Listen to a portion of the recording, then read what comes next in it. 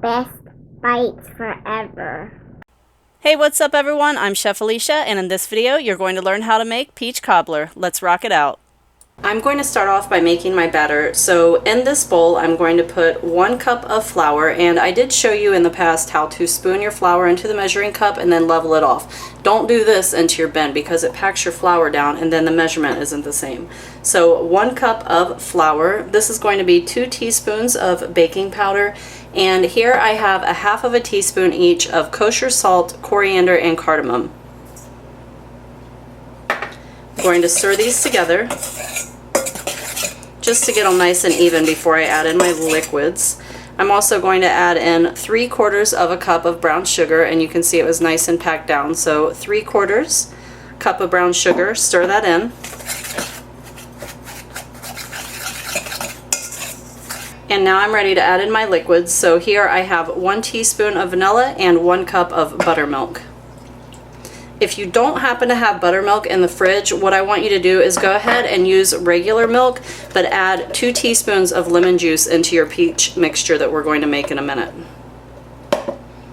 Get that guy out of there, and I'm just going to stir this up.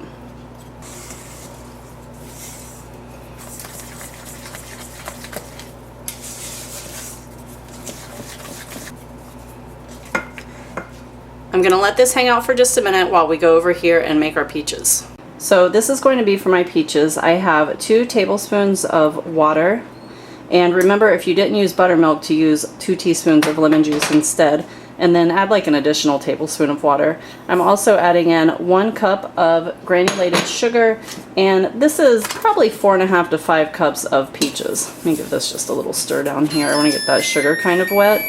That is my oven letting me know it's preheated.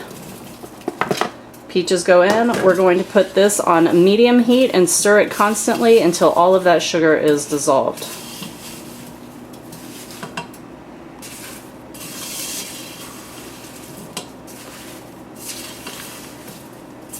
So all of my sugar has dissolved in here, and now I just want to go ahead and bring this up to a simmer.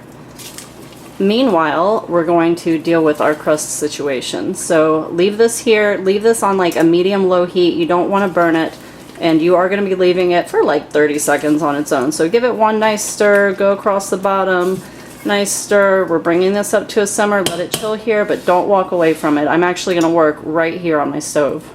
In here I've melted 3/4 cup of butter, and I actually melted this separate because my pan is not hot. See me touching it? I didn't want to heat this pan up because we're going to pour our batter into here. So my batter is going to go directly on top of the butter.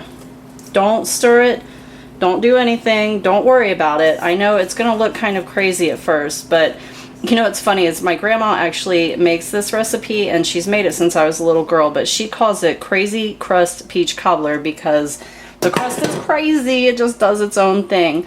I'm just going to spread it out a little bit and flip a little butter out there onto it though. You want it to get good and happy there together. Alright, that's gorgeous. Don't mess with it past that. I am going to do this just to get the little extras off of there. And once my peaches hit a simmer, we're going to be adding them in here. Okay, so you see the nice little simmer I have going. It's not a whole lot, it's just a little bit of bubbles. It's kind of the beginning of a simmer. I'm good to go with that. So see, it's starting to get a little bit angry. I'm going to give it a nice little stir, and then I'm going to go ahead and transfer these peaches over onto that batter that we just now did. I know, this is like the easiest peach cobbler in the world, right? These are gorgeous, they're perfect. Again, I don't even know if I want to call this a full simmer, you guys, because like, you don't see it. Can you see it? You see these little bubbles happening? That's all that you need. That's all that you need. Okay, so while I was talking, I actually got more of a simmer, but you know what? It's all good.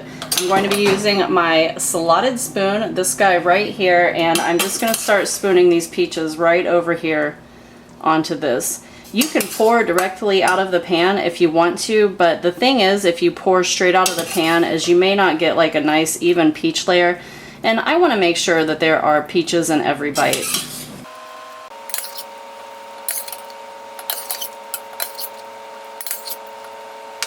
So now that I've established peaches all the way through it, I'm going to just go ahead and pour the rest. Make sure to get that syrup going all the way around your pan. Gorgeous. Give it a little scrape, put it in the oven. We're baking this at 375 for about 40 minutes, maybe 45 minutes, until it is beautiful and golden. And don't worry, that crust, I'm telling you, is coming up to the top. Into the oven it goes, 375. This is my quick peek in the oven at what is happening. Do you even see that? Oh, it's bubbling. It's gorgeous. I know. I'm taking that out in 5 minutes. It's actually only taken about 30 minutes, I think, because I have it inside of my cast iron skillet. This is gorgeous, guys. I just now spun it. This is fresh out of the oven. Is that gorgeous or what, guys? That sizzling sound, by the way, is not this peach cobbler. It is Italian subs that I have cooking next to it.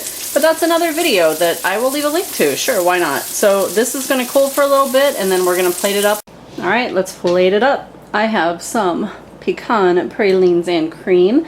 You can use whatever kind of ice cream that you want. Obviously, I know vanilla is a classic, but I decided to just take it up a notch. Oh my goodness, this is so beautiful.